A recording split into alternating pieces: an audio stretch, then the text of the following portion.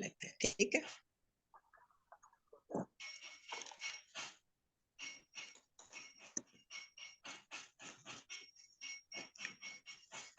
वसुदेव सुतं देवं कंस चाणूरमर्दनम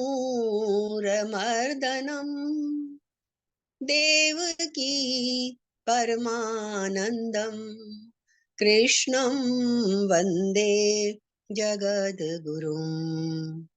जगद्गुरु श्री कृष्ण के चरणों में प्रणाम और आप सबको हृदय से नमन। गीता की महिमा। गीता हृदय भगवान का सब ज्ञान का शुभ सार है। इस शुद्ध गीता ज्ञान से ही चल रहा संसार है। गीता परम विद्या सनातन सर्वशास्त्र प्रधान है।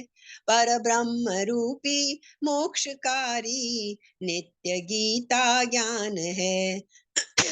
यह मोह माया कष्टमय तरना जिसे संसार हो, वह बैठ गीता नाव में सुख से सहज में पार हो।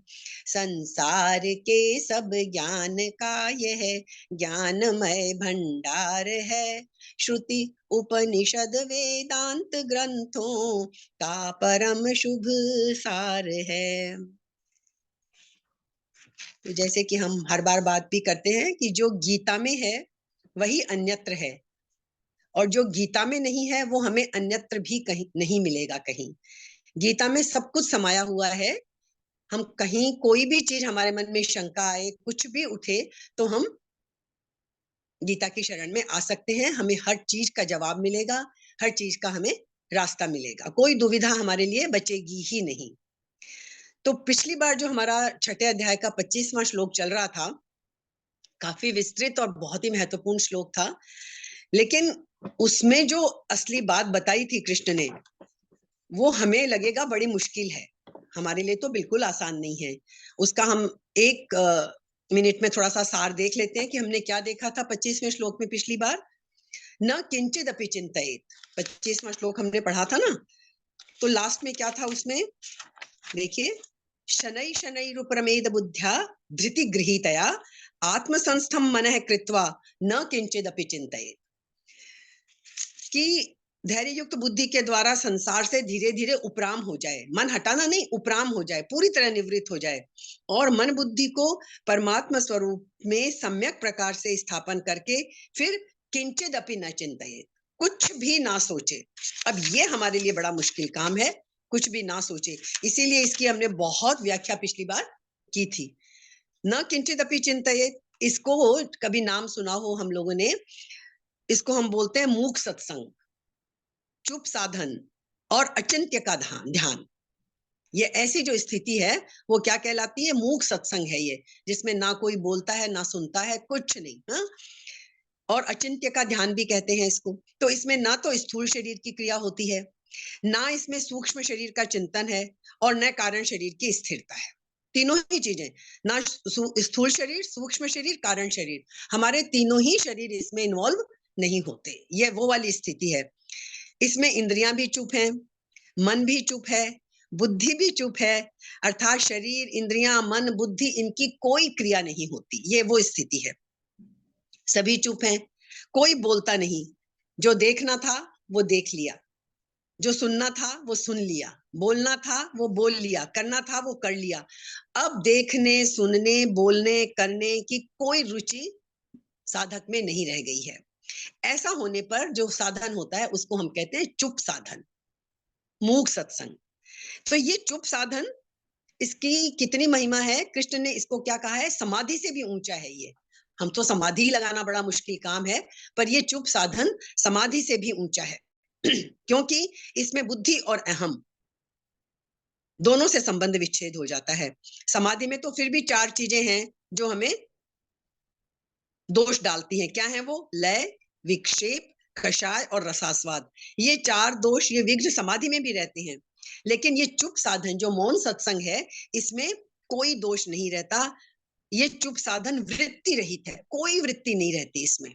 लेकिन अब हम सोच के देखें, हमसे तो ध्यान में घंटा तो छोड़ो, 1 मिनट बैठना मुश्किल होता है ना? तो हमारे लिए ये स्थिति तो मतलब कल्पना से परे है फिलहाल। मुझे लगता है हम लोग अभी उस स्थिति में, सबकी अलग-अलग स्टेजेस होती हैं, लेकिन हम उस स्थिति में अभी नहीं हैं। लेकिन फिर भी कृष्ण को बताना था, उन्होंने बता तो दिया।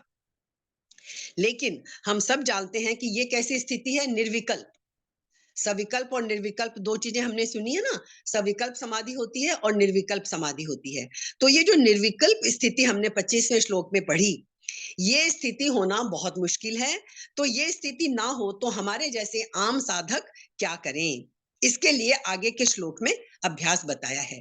पूरी गीता में सिर्फ ये छठे अध्याय का 26वां श्लोक है, एकमात्र श्लोक है जिसमें अभ्यास का स्वरूप स्पष्ट रूप से इस श्लोक में देखने को मिलता है। एकदम स्पष्ट रूप से पूरी गीता में कि कृष्ण कहते हैं कि भाई कैसे अभ्यास करना है तुम्हें, क्योंकि ध्यान में मन लगना आसान नहीं है। तो कैसे अभ्यास करना है उसका बड़ा एक प्रैक्टिकल तरीका, जो कि हमारा ये सेशन होता ही इसीलिए है कि हम प्रैक्टिकल तरीके ढूंढते हैं कि हम कैसे गीता को लाइफ में ले आए। तो ये 26वां श्लोक पूरी गीता में स्पष्ट रूप से मतलब अभ्यास का क्या स्वरूप होना चाहिए वो हमें मिलता है। तो हम 26वें पे पहुंचते हैं आगे।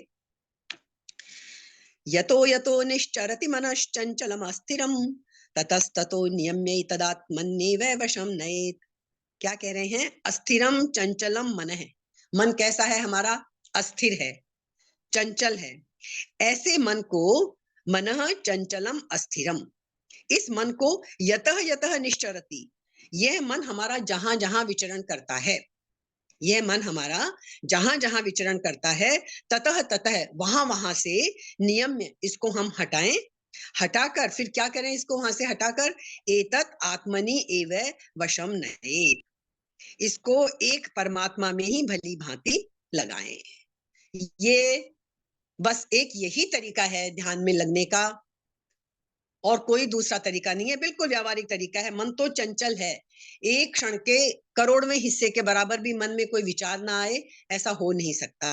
तो इसका प्रैक्टिकल तरीका हमें कृष्ण ने इसमें बताया है कि जहां जहां ये चंचल और अस्थिर मन हमारा जाए, जहां जहां विचरण करने को जाए, वहां वहां से इसको हटाओ और फिर इसको एक परमात्मा में लगाओ। ये हमारे लिए प्रैक्टिकल तरीका है।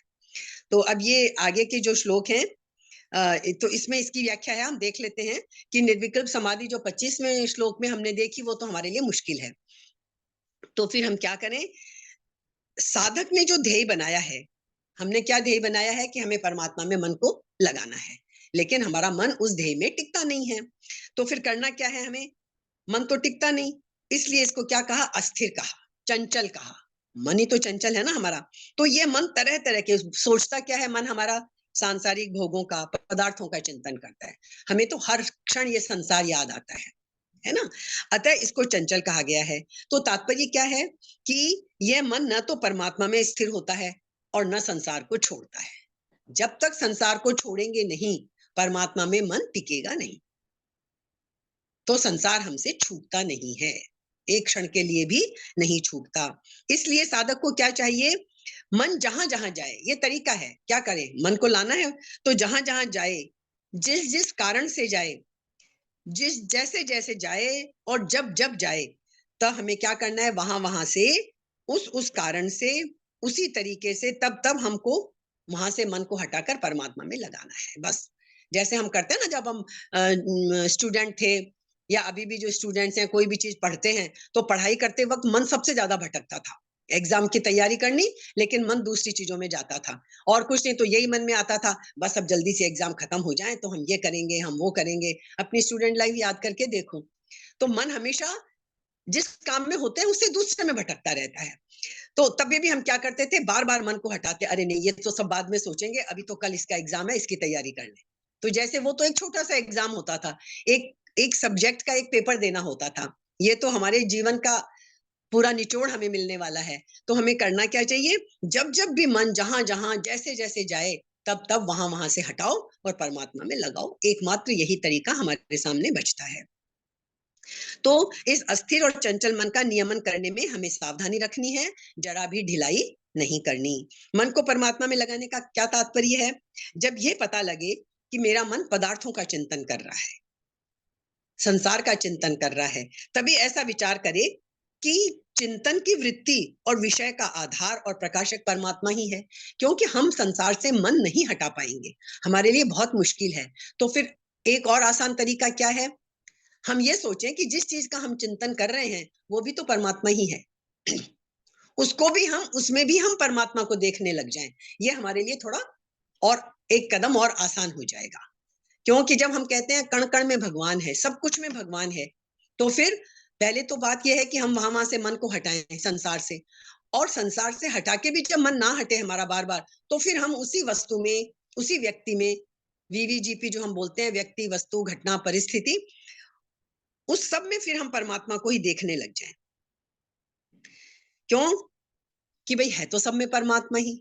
तो यही परमात्मा में मन लगाना है, हमारे लिए यही पॉसिबल है। इस धीरे धीरे आगे हम बढ़ सकेंगे। अब परमात्मा में मन को लगाने की क्या युक्तियां हैं, हम थोड़ा संक्षेप में आसान तरीके देख लेते हैं। मन जिस किसी इंद्रिय के विषय में, अलग अलग इंद्रियों के माध्यम से ही, कभी हमें आंखों का सुख चाहिए, कभी कान का, कभी स्वाद का सबसे ज्यादा चाहिए, तो हमें ये जितने सुख चाहिए, है ना, तो जिस जिस इंद्रिय के विषय में किसी व्यक्ति वस्तु घटना और परिस्थिति, वीवीजीपी, ये जो चार चीजें हैं, इनमें जब भी हमारा मन जाए या मतलब उसका चिंतन करने लग जाए, तो उसी समय उस विषय आदि से मन को हटाकर और अपना ध्येय क्या है, अपना ध्येय याद करें कि नहीं नहीं मुझे तो परमात्मा में लगाना है, फिर परमात्मा में चला जाए, फिर लाकर परमात्मा में लगाए। इस प्रकार मन को बार बार हमें अपने ध्येय में लगाना होगा। ये हमारे लिए एक प्रैक्टिकल टिप है। दूसरा हमें क्या करना होगा, जहां जहां मन जाए वहां वहां ही परमात्मा को देखें। भाई मन तो जाएगा, यहाँ बैठे हैं, अरबों मील दूर कहीं भी पहुंच जाएगा, है ना, तो जहां जहां भी जाए सोचे वहां भी परमात्मा ही है, वो परमात्मा ही वहां भी है। जैसे गंगा जी याद आ जाए, तो गंगा जी में भी हम परमात्मा को ही देख लो। हमें तो चीजें तो याद बहुत आएंगी, है ना, जैसे ही ध्यान, गाय की याद आ गई, गंगा जी की याद आ गई, ये तो थोड़ी अच्छी चीजें मैंने उदाहरण दे दिए। बाकी ध्यान हमें क्या आएंगे, संसार के भोग विलास, घूमना फिरना, ये छुट्टी प्लान कर लें, ये चले जाएं यहाँ, ये प्लान बना लें, सब चीजों में ध्यान जाएगा। तो इस तरह है, मन को परमात्मा में हमें लगाना है। तो दूसरी दृष्टि क्या है कि सब जगह हम फिर परमात्मा की ही सत्ता देखें। क्यों? कि बाकी चीजें सब आनी जाने वाली हैं, ये हम देख चुके हैं। कुछ भी संसार में स्थिर नहीं है, हर चीज परिवर्तनशील है, कभी कोई चीज परमानेंट नहीं है। परमानेंट क्या है? सिर्फ एक वो परमात्मा तत्व। तो हम क्या सोचें कि परमात्मा पहले भी थे, ये सब चीजें मिट जाएंगी, संसार मिट जाएगा, लेकिन परमात्मा तब भी रहेंगे, और ये सब वस्तुएं हैं, परमात्मा तब भी रहेंगे। तो इस तरह से हम अपने मन को परमात्मा में लगाएं कि ये बाकी चीजें तो आनी जानी है, स्थिर तो तत्व एक परमात्मा ही है, इसलिए मुझे उसमें ध्यान लगाना है। तीसरी टिप क्या है हमारे लिए, साधक जब परमात्मा में मन लगाने का अभ्यास करता है, तब संसार की बातें याद आती हैं। ऐसे याद नहीं आएंगी इतनी, लेकिन जब हम ध्यान में बैठेंगे तो पता नहीं कहां कहां से क्या क्या चीज याद आ जाती है, जिसकी हम आम मतलब लाइफ में सोचते भी नहीं है, लेकिन मेडिटेशन में बैठेंगे, ध्यान में बैठेंगे, तो पता नहीं क्या क्या कहां कहां का दबा हुआ अंदर से निकलेगा। तो उससे साधक घबरा जाता है कि जब मैं संसार का काम करता हूँ तब तो मुझे इतनी बातें याद नहीं आती, जब ध्यान करने बैठा हूं तो पता नहीं ये क्या क्या चीजें मुझे याद आ रही हैं। ऐसा होता है हमारे साथ, है ना, मन में तरह तरह की बात आने लगती है, लेकिन हमें इससे घबराना नहीं चाहिए। ये एक्चुअली हमारी सफाई हो रही है। क्यों? कि हम कभी ध्यान में बैठते ही नहीं है, हम संसार में ही डूबे हुए हैं, तो वो संसार के साथ ही हम संसरण विचरण करते रहते हैं। तो ऐसा समझकर साधक को घबराना नहीं है, क्योंकि हमारा उद्देश्य अब क्या है, अभी परमात्मा तत्व बन गया है। हम संसार से हटाकर बार बार मन को परमात्मा में लगा रहे हैं। तो अब संसार के चिंतन के रूप में जो कूड़ा कचरा हमारे भीतर जमा था, जो संस्कार इस एक जन्म के नहीं, जन्मों जन्मों के जो संस्कारों के रूप में कूड़ा कचरा हमारे अंदर जमा है, वो बाहर निकल रहा है, भीतर से सफाई हो रही है हमारी। क्यों? क्योंकि हम संसार का चिंतन नहीं कर रहे, परमात्मा का चिंतन कर रहे हैं। तो वो संसार के जो संस्कार हैं वो उभर कर सामने आएंगे। तात्पर्य क्या है, सांसारिक कार्य करते समय जो भीतर जमा हुए पुराने संस्कार हैं उनको मौका नहीं मिलता बाहर निकलने का। लेकिन जब परमात्मा का चिंतन करते हैं, सांसारिक कार्य छोड़कर जब हम एकांत में बैठते हैं, क्योंकि संसार से हम दूर हटने की कोशिश कर रहे हैं, उस वक्त उनको मौका मिलता है बाहर निकलने का, सामने आने का, नहीं तो हम उन्हीं में डूबे हैं। जब पानी में डूबे ही हुए हैं तो क्या उससे बाहर निकलने की क्या चिंता होगी, है ना? तो जब सांसारिक कार्य को छोड़ देते हैं, तो फिर हमें एकांत में बैठने पर उन सांसारिक चीजों को बाहर निकालने का मौका मिलता है और वो बाहर निकलने लगते हैं। इसलिए हमें उससे घबराना नहीं चाहिए। धीरे धीरे धीरे धीरे हम उन संस्कारों को खाद पानी नहीं देंगे, उन विचारों को सिर्फ देख देख के छोड़ते रहेंगे साक्षी भाव से, वो सब खत्म होते चले जाएंगे। यही मेडिटेशन का उद्देश्य होता है, धीरे धीरे हम सबको। और एक सबसे जरूरी चीज, भगवान का चिंतन करने में हमें कठिनाई होती है, हमको सबको होती है, किसी को कम किसी को ज्यादा। इसलिए भी पड़ती है कि साधक अपने को संसार का मानकर भगवान का चिंतन करता है। हम सोचते हैं हम संसार के हैं, संसार हमारा है, भगवान कोई दूसरी चीज है। तो हम भगवान को अपने से अलग मानकर उसका चिंतन करते हैं कि ठाकुर जी के सामने बैठ गए हम तो ठाकुर जी का चिंतन कर रहे हैं। तो हम, जबकि हम जानते हैं कि ठाकुर जी तो हम खुद ही हैं, ठाकुर जी ही है हमारे अंदर, हम उन्हीं का रूप है। पर ये बात तो हम याद रखते नहीं है, तो हम खाली बोलने के लिए बोल देते हैं। हम कब मानते हैं कि हम ठाकुर जी ही हैं, हम तो उस ईश्वर का ही रूप है। तो हमें मुश्किल इसलिए होती है कि हम अपने को मानते हैं संसार का और भगवान को मानते हैं अपने से अलग। तो संसार का चिंतन तो क्या है, स्वतः होता है, उसके लिए कुछ कोशिश तो नहीं करनी पड़ती। संसार का चिंतन तो हमारी हर सांस के साथ हर क्षण होता ही रहता है ना? भगवान का हमें चिंतन करना पड़ता है, क्योंकि हम भगवान को अलग मानते हैं। फिर भी चिंतन होता नहीं है, फिर भी भगवान का चिंतन होता नहीं। भगवान का चिंतन करने बैठते हैं और चिंतन किसका होता है, संसार का ही होता है। इसलिए साधक को चाहिए कि वह भगवान का होकर भगवान का चिंतन करे। तात्पर्य क्या है कि हमें बार बार ये ख्याल मन में लाना होगा कि मैं तो केवल भगवान का हूं, केवल भगवान ही मेरे हैं, मैं शरीर संसार का नहीं हूं और शरीर और संसार मेरे नहीं है। ये शरीर और संसार से हमें ऊपर उठना होगा। तो इस तरह भगवान के साथ जब संबंध हो जाएगा हमारा, तो भगवान का चिंतन अपने आप होने लगेगा, फिर हमें चिंतन करना नहीं पड़ेगा। वो एफर्ट हमारा चला जाएगा, स्वाभाविक रूप से होने लगेगा। लेकिन कब, जब हम ये मान लें कि मैं ईश्वर का ही रूप हूं। ध्यान करते समय साधक को ये ख्याल भी रखना चाहिए कि मन में कोई कार्य जमा ना रहे। उस वक्त ये ख्याल नहीं आए कि बस ये मेडिटेशन मेरा खत्म हो जाए, फिर मैं ये करूंगा, फिर मुझे इससे मिलने जाना है, फिर मेरे को ये काम करना है। उस वक्त भी हम यही करते हैं, चलो ठीक है, मैं आधा घंटा मेडिटेशन करती हूँ, 1 घंटा करती हूँ, उसके बाद मुझे ये काम करने हैं। दिमाग में फिर भी वही चलता रहेगा। तो ये हमें नहीं करना है।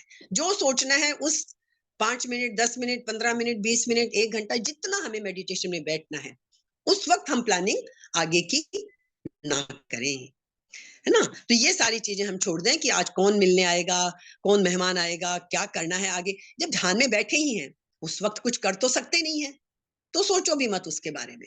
बस इतना सा कंट्रोल हमें कर लेना है। तो हमें ये बात ध्यान में देनी है कि ध्यान करते समय हम शांत चित्त होकर बैठ जाएं। ध्यान करते समय संकल्प विकल्प आएंगे, ये तो हम जानते हैं। तो हमें सबको स्वाहा कर देना है। जैसे हम हवन सामग्री डालते हैं ना यज्ञ में, वैसे ही जो भी विचार आए उन सबकी, उसको हवन सामग्री बनाकर हम उसकी स्वाहा कर दें। भाई अभी विचारों को स्थान नहीं देना है, अभी नहीं कुछ भी सोचना है मुझे, बस। फिर एक और तरीका, जैसे कुछ बताते हैं, सामने देखें, पल ध्यान में बैठने से पहले पलकों को कुछ देर बार बार शीघ्रता से झपकाएं, जल्दी जल्दी पलकें झपकाएं थोड़ी सी देर, और फिर आंखें बंद कर लें। इससे क्या होगा, जब जल्दी जल्दी पलकें झपकाते हैं तो बाहर के दृश्य कटने लगते हैं, है ना? और ऐसे ही अंदर के जो संकल्प विकल्प उठ रहे हैं, उनमें भी धीमापन आ जाता है। तो ये एक तरीका हमारे लिए हो सकता है। फिर नासिका से फिर श्वास को 2-3 बार जोर से बाहर निकालना है हमें, है ना? फिर अंत में खूब जोर से, क्योंकि अभी लेना कुछ नहीं है हमें, हमें अंदर से सब बाहर फेंकना है, और फिर खूब जोर से पूरे श्वास को हमें बाहर फेंक देना है। जितनी देर श्वास रोक सकें उतनी देर रोक कर, और फिर हमें स्वाभाविक स्थिति में आ जाना है। स्वाभाविक श्वास लेने की स्थिति आ जाए, इससे सारे संकल्प विकल्प हमारे मिट जाते हैं, कम हो जाते हैं, और ध्यान में मन लगना आसान हो जाता है। ये 2 मिनट के अंदर सब काम हो जाएंगे। ये सारा करके फिर ध्यान में हमारा मन बेहतर तरीके से लग सकेगा। तो हमने इस श्लोक में क्या देखा कि चुप साधन हम नहीं कर सकते, तो जहां जहां मन जाए वहां वहां से हटाकर परमात्मा में लगाना है, अपने को परमात्मा का ही स्वरूप समझना है। और सबसे बड़ी बात इसमें यही है कि जब तक साधक एक परमात्मा की सत्ता के सिवाय दूसरी सत्ता मानेगा, जब तक हम ये मानेंगे कि परमात्मा के अलावा ये संसार भी है, प्रकृति भी है, ये भी है, ये भी है, ये भी है, तब तक मन सर्वथा निरुद्ध नहीं हो सकता। मन में फर्क तो आएगा लेकिन पूरी तरह निरुद्ध नहीं होगा। कारण क्या है? जब तक अपने में दूसरी सत्ता की मान्यता है, तब तक राग का सर्वथा नाश नहीं हो सकता। और ये हम दूसरे अध्याय से बार बार पढ़ रहे हैं कि ना हमें राग चाहिए, ना हमें द्वेष चाहिए, दोनों ही चीजों को हमें खत्म करना है। और राग का सर्वथा नाश हुए बिना मन पूरी तरह से निर्विषय नहीं हो सकता। राग के रहते हुए मन का सीमित निरोध होता है, जो कि हम देखते हैं ना, बहुत लोगों को बड़ी सिद्धियां मिल जाती हैं कि, और हम उन्हीं के चरणों में एकदम लौट जाते हैं कि अरे ये तो बड़े सिद्ध महात्मा हैं, इनको तो बड़ी सिद्धि है। तो ये सिद्धियां जो मिलती हैं, ये तो आप इस रास्ते पे चलेंगे तो थोड़ा सा भी अभ्यास ध्यान से करेंगे, सिद्धियां तो आसानी से मिलने लग जाएंगी। और फिर होता यही है कि उन सिद्धियों को ही सब कुछ मानकर हम वहीं रुक जाते हैं। बहुत लोग बहुत बोलते हैं, हमें पहले से आभास हो जाता है, हमें तो ये तो जो इस रास्ते पे चलेगा ये तो बहुत छोटी छोटी चीजें हैं। लेकिन बस हम तो फिर जिस किसी को जरा सा देख लिए तो बड़े सिद्ध महात्मा है, बहुत सिद्ध पुरुष हैं, जो हमें सिद्धियां दिखाते हैं, है ना। तो ये जो सिद्धियां हैं, ये तो लौकिक सिद्धियों की प्राप्ति तो बड़ी जल्दी हो जाती है, वास्तविक तत्व की प्राप्ति लेकिन नहीं होती। जब तक राग का एक अंश भी बाकी है, वास्तविक सिद्धि की प्राप्ति नहीं होगी। दूसरी सत्ता की मान्यता के रहते हुए जो मन निरुद्ध होता है, उसमें व्युत्थान होता है। समाधि की दो अवस्थाएं है ना, हमने देखा अभी, सविकल्प समाधि और निर्विकल्प समाधि। सविकल्प समाधि में व्युत्थान होता रहता है। तो इसीलिए वो जो हमने 25वां श्लोक पढ़ा था, वो थी निर्विकल्प समाधि, जहां कुछ भी नहीं रहता फिर। तो वो निर्विकल्प समाधि चूंकि अभी हमारे लिए आसान नहीं है, कम से कम सविकल्प पे ही पहुंचे, सिद्धियां भी मिलने लगे, कोई बात नहीं, कम से कम सही रास्ते पे तो जा रहे हैं, सविकल्प से हम निर्विकल्प पे भी पहुंच जाएंगे, है ना। तो समाधि और व्युत्थान ये दो अवस्थाएं होती हैं, कारण कि दूसरी सत्ता माने बिना दो अवस्थाएं संभव ही नहीं है। इसलिए लक्ष्य क्या है गीता के अनुसार? मन का सर्वथा निरोध दूसरी सत्ता न मानने से ही होगा। यदि दूसरी सत्ता नहीं मानेंगे, जब हम बचपन से जो सुनते आए हैं कि एकमात्र ईश्वर कण कण में समाया हुआ है, तो ये सुनते सुनते भी इतने बड़े हम हो गए, फिर भी वो बात क्यों नहीं दिमाग में बैठी कि कण कण में भगवान है। जब कण कण में भगवान है तो फिर सब जगह भगवान ही तो है, और कोई चीज है ही नहीं, फिर सत्ता तो एकमात्र उस परमेश्वर की ही है। लेकिन बस बोलते हैं मुंह से, सुनते हैं कानों से, वो बात अभी व्यवहार में बैठी नहीं है हमारे। तो वो हमें बिठा लेनी है। मन का सर्वथा निरोध तभी हो पाएगा जब हम दूसरी सत्ता को ना माने, सिर्फ एकमात्र सत्ता है। ये हमें इस 26वें श्लोक में एक व्यवहारिक तरीका हमें बता दिया कृष्ण ने। एक बात और ध्यान दीजिए, कृष्ण, पिछली बार भी मैंने कहा था, गीता में कितना रिपीटिशन लगता है। कभी कभी आदमी ऐसे सोचता है कि क्या कृष्ण हमको पागल समझते हैं, या अर्जुन को भी क्या पागल समझते हैं, एक ही बात को बार बार बार बार बार बार बोले ही चले जा रहे हैं। लेकिन वो पागल नहीं थे। बुद्ध को भी आप देख लीजिए, बुद्ध भी कितनी बार रिपीटिशन करते हैं। जो उनके धम्म पद का और उनका कंपाइलेशन करते हैं, उनको बड़ा मुश्किल होता है। अरे ये बात अभी तो मैंने कंपाइल की थी, अभी तो मैंने डाली थी, फिर वही बात बुद्ध कह रहे हैं, फिर बुद्ध वही बात कह रहे हैं। बुद्ध और कृष्ण पागल नहीं थे, उन्हें पता है हम लोग कैसे हैं। अर्जुन जो एक परफेक्ट शिष्य का रोल अदा कर रहा है, वो ना बोर होता है, वो बार बार शंका जरूर करता रहता है। हाँ, पूरी गीता हो जाएगी तब 18वें अध्याय में जाके वो कहेगा गतो मोह है, हाँ? कि मेरा संदेह नष्ट हो गया और स्मृति लब्धा, और कृष्ण मुझे स्मृति की प्राप्ति हो गई। अभी तो 18 अध्याय तक वो कृष्ण को बहुत परेशान करेगा, बार बार पूछेगा, इसलिए कृष्ण को पता है। और एक बात कभी भी देखिए, ये जितने वास्तविक ग्रंथ हैं जैसे गीता है, ये कभी लिखी नहीं गई है, ये श्रोता को सुनाई गई है। तो आप फर्क समझिए, एक कहानी हम पढ़ते हैं, एक कहानी हमें कोई सुनाता है, बहुत फर्क है उस चीज में। सुनाते वक्त जो जीवंतता है, वो लिखी हुई चीज को पढ़ने में नहीं है। तो आज हम तो गीता पढ़ रहे हैं, लेकिन हमें कल्पना में यही रखना है कि हम अर्जुन की जैसे हैं और ये गीता कृष्ण हमें बोल के सुना रहे हैं, हम श्रोता हैं। तब हमारे मन में शंकाएं भी उठेंगी, हम पूछेंगे भी, और ये गीता बिल्कुल कृष्ण का प्रतिरूप है, ये हमें हर चीज का जवाब दे देगी। तो इसलिए ये हमने इस 26वें श्लोक में देख लिया। तो 24वें 25वें श्लोक में 26वें से पहले ध्यान योगी की उपरति का वर्णन किया गया था। अब आगे 2 श्लोक आएंगे, 27 और 28। उसमें उनकी अवस्था का वर्णन किया है। जो मुश्किल स्थिति थी ना 24 और 25 में, तो कोई सोचेगा कि इतनी मुश्किल चीज है, इसको पाने के लिए मैं क्यों प्रयत्न करूं, क्या हो जाएगा? तो वो बता रहे हैं 27वें और 28वें श्लोक में कि यदि तुम उस स्थिति में पहुंच जाओगे जो 24वें और 25वें श्लोक में बताई, 26वां तो हमें व्यावहारिक दृष्टि से बता दिया कि तुम ऐसे हो, तुम ऐसा कर लो, लेकिन 24वें 25वें जो निर्विकल्प समाधि बताई थी, वो यदि किसी को प्राप्त हो जाए तो क्या होता है, उसका वर्णन है 27वें श्लोक में और 28वें में। हम एक बार आज पढ़ लेते हैं, हमारे पास बहुत ज्यादा समय नहीं रहेगा, लेकिन हम इनको पढ़ के इनका सामान्य अर्थ हम समझ लेते हैं। 27वां श्लोक, प्रशांत मनसम येनम योगिनम सुखमुत्तमम उपैति शांत रजसम ब्रह्म भूतम अकल्मषम। अकल्मषम, ब्रह्म भूतम अकल्मषम। अकल्मषम क्या है? जिसके सब पाप नष्ट हो गए हैं। शांत रजसम, जिसका रजोगुण शांत हो गया है। प्रशांत मनसम, जिसका मन सर्वथा शांत निर्मल हो गया है। ये विशेषण है, उसके एडजेक्टिव दिए हैं, अकल्मषम, शांत रजसम और प्रशांत मनसम। एनम, इस ब्रह्मभूतम योगिनम, ऐसे ब्रह्म रूप बने हुए योगी को, ये जो हमने 24वें 25वें श्लोक में देखा ना, जो योगी ऐसा हो गया है, कैसा? जिसके सारे पाप नष्ट हो गए हैं। शांत रजसम, जिसका रजोगुण शांत हो गया है। अभी ये रजोगुण, तमोगुण और सतोगुण का बहुत एक पूरा चैप्टर आएगा, जिसमें सिर्फ इन्हीं गुणों के बारे में हम डिटेल में पढ़ेंगे।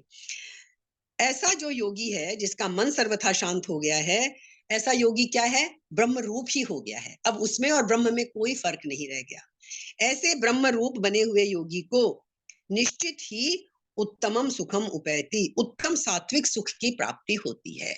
छोटे मोटे सुख नहीं, सारे सुखों का राजा, सबसे बड़ा सुख, सबसे बड़ा आनंद, जिसको पाने के बाद कुछ भी बाकी नहीं रहता, वो जो सर्वोच्च लक्ष्य है, वो मिल जाता है, जो 24वें 25वें श्लोक में हमने पढ़ा, जो वैसा योगी कोई बन जाए तो। ठीक है, तो ये जब हो जाता है तब क्या होता है? कैसा कैसा है? अकल्मषम, जिसके संपूर्ण पाप नष्ट हो गए हैं, अर्थात तमोगुण और तमोगुण। तमोगुण की प्रवृत्तियां क्या हैं? अप्रकाश, अप्रवृत्ति, प्रमाद और मोह। जब 14वें अध्याय में पहुंचेंगे तो ये तमोगुण की सारी प्रवृत्तियां हमें समझाई जाएंगी। ये वृत्तियां जिसकी नष्ट हो गई हैं, तमोगुण की सारी प्रवृत्तियां जिसकी नष्ट हो गई हैं, ऐसे योगी को क्या कहा है यहाँ? अकल्मषम। जिसका रजोगुण और रजोगुण की लोभ प्रवृत्ति, हम सब में ज्यादातर तीनों ही गुण होते हैं। हम आम इंसानों में रजोगुण ज्यादा होता है, कभी हम तमोगुण की तरफ झुक जाते हैं, कभी हम सतोगुण की तरफ झुक जाते हैं।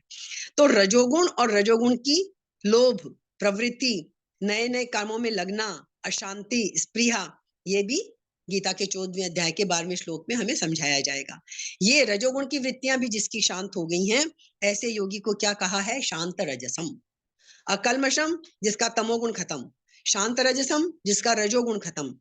तमोगुण, रजोगुण और उनकी वृत्तियां जब शांत हो जाती हैं, जिसका मन स्वाभाविक रूप से शांत हो जाता है, जब रजोगुण खत्म हो गया, तमोगुण खत्म हो गया, तो जिसकी मात्र प्राकृत पदार्थों से और संकल्प विकल्पों से उपरति हो गई है। ये उपरति शब्द, उपराम शब्द हमें याद रखना है, हटना नहीं। उपराम माने टोटल खत्म हो जाना उनसे, है ना? ऐसे स्वाभाविक शांत मन वाले योगी को क्या कहा है यहाँ पे? प्रशांत मनसम। तीनों विशेषण हमने देख लिए। प्रशांत कहने का क्या मतलब है? ध्यान योगी जब तक मन को अपना मानता है, तब तक मन अभ्यास से शांत तो हो सकता है। हम हमेशा पूरा ध्यान किस पे लगाते हैं? मन पे फोकस करते हैं ना। तो जब तक हम मन को अपना मानेंगे, हमको तो सब कुछ छोड़ देना है, हमें मन को भी अपना, वही हमने पढ़ा ना, मन बुद्धि चित्त अहंकार, किसी को भी, शरीर तो बहुत दूर की बात है, शरीर तो हमारा है ही नहीं। ये तो चलो हम फिर भी थोड़ा अनुभव कर लेते हैं कि ये शरीर तो खत्म हो जाना है, जल जाना है, राख की ढेरी हो जाना है, तो शरीर को तो हम फिर भी मान लेते हैं। मन बुद्धि चित्त अहंकार कुछ भी हमारा नहीं है। इसलिए जब तक मन को हम अपना मानेंगे, तो मन अभ्यास से शांत तो हो सकता है। अभ्यास करेंगे, जैसे बोलते हैं ना, मन को एकाग्र करो, तो या तो हम मन को एकाग्र कर सकते हैं, मन को शांत भी कर सकते हैं, लेकिन प्रशांत नहीं कर सकते। संस्कृत तो बड़ी सुंदर भाषा है ना। शांत के आगे एक उपसर्ग जोड़ दिया खाली, कितना सुंदर वर्ड बन गया प्रशांत। शांत नहीं बोला है, शांत तो करने की कोशिश हम करते हैं और शांत कर भी लेते हैं, प्रशांत नहीं कर सकते। प्रशांत माने विशेष रूप से पूरी तरह से शांत, वो सर्वथा शांत मन नहीं हो सकता। कब तक? जब तक हम मन को अपना मानते हैं। हमको तो मन को भी अपना नहीं मानना है ना। परंतु जब ध्यान योगी मन से भी उपराम हो जाता है, 24वें 25वें श्लोक में जो स्थिति है कि ध्यान की वो स्थिति पे हम पहुंच जाएं कि अब मन भी मेरा नहीं है, वो स्थिति जब आ जाए, मन को भी अपना नहीं माने, मन से भी जब संबंध विच्छेद कर ले योगी, तो मन में राग द्वेष न होने से उसका मन स्वाभाविक ही शांत हो जाता है। यह है तरीका। 25वें श्लोक में जो उपरामता हमने पढ़ी, 24वें श्लोक की तो ये बात हमने पढ़ ली। 25 में जो उपराम होने की बात कही है, पाप रहित, शांत रजोगुण वाला और प्रशांत मन वाला हुआ है, अतः उस योगी के लिए एनम पद यहाँ आया है। ऐसा योगी क्या हो जाता है? ब्रह्म स्वरूप हो जाता है। अब उसमें और भगवान में कोई फर्क नहीं रहा।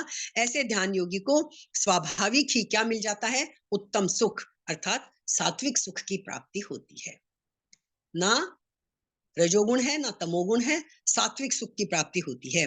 तो पहले हमारा 23वां श्लोक क्या था? उसका जो सेकंड हाफ था 23वें श्लोक का, उसमें योग का निश्चय पूर्वक अभ्यास करने की आज्ञा कृष्ण ने दी थी। 23वें श्लोक में उसके सेकंड हाफ में स निश्चय न योक्तव्य, उस योग का अभ्यास करने वाले योगी को निश्चित ही उत्तम सुख की प्राप्ति हो जाएगी, इसमें किंचित मात्र भी संदेह नहीं है। यही बात को कहने के लिए यहाँ एक छोटा सा वर्ड आया है, ही का मतलब होता है संस्कृत में निश्चय ही, कोई संदेह नहीं है इसमें। तो आप एक श्लोक के एक अक्षर को भी आप नेग्लेक्ट नहीं कर सकते। गीता के श्लोक में, संस्कृत के किसी भी श्लोक में, खास करके गीता में ही वर्ड आया है का मतलब निश्चय रूप से, शंका नहीं करनी है हमें यहाँ, निश्चय ने, इस निसंदिग्धता को बताने के लिए यहाँ ही पद का प्रयोग हुआ है। और क्या कहा? सुखम उपैति। क्या कहा है 27वें श्लोक में? प्रशांत मनसम येनम योगिनम सुखम उत्तमम उपैति शांत रजसम ब्रह्मभूत कल्मषम। सुखम उपैति जब हम कहते हैं, इसका क्या मतलब है? जो योगी सबसे उपराम हो गया है, हर चीज से हट गया है, राग द्वेष सबसे, उसको उत्तम सुख की खोज करनी नहीं पड़ती, उसको खोज नहीं करनी है, उस सुख की प्राप्ति के लिए उद्योग परिश्रम आदि नहीं करने पड़ते हैं उसको, प्रत्युत वह उत्तम सुख उसको स्वतः स्वाभाविक ही प्राप्त हो जाता है, अपने आप मिल जाता है, उसे खोजने के लिए नहीं जाना है। जब हमने मान ही लिया कि हम खुद ही परमात्मा स्वरूप हैं, तो हम परमात्मा को खोजने क्यों जाएंगे कहीं? तो ये स्थिति हमें पानी ही पड़ेगी। ये स्थिति पाएंगे तब हमको वो स्थिति मिल जाएगी जो 25वें श्लोक में, जिसको हम असंभव समझ रहे हैं अपने लिए, वो मिल सकती है हमें, लेकिन हमें उसके लिए इतना इतना करना पड़ेगा। तो इसलिए हमें 26वां श्लोक, जो मैंने कहा गीता का एकमात्र श्लोक है जो हमें व्यावहारिक दृष्टि से जहां हम हैं, कृष्ण का उद्देश्य खाली उपदेश देना नहीं है, वो तो अर्जुन को रास्ते पे लाना चाहते हैं, और हम अर्जुन जैसे शिष्य बन जाएं, बस अभी तो हमारा यही प्रयत्न काफी होगा। अर्जुन जैसे शिष्य बने, बीच बीच में भागे नहीं हम। हमने देखा, हम तो एक क्लास करने में भी कई बार सोचते हैं आज तो ये काम ज्यादा जरूरी है, छोड़ दो इसको। हमारे लिए तो एक सप्ताह में 1 घंटा निकालना भी हमको मुश्किल लगता है, तो हम कहाँ पहुंचेंगे उस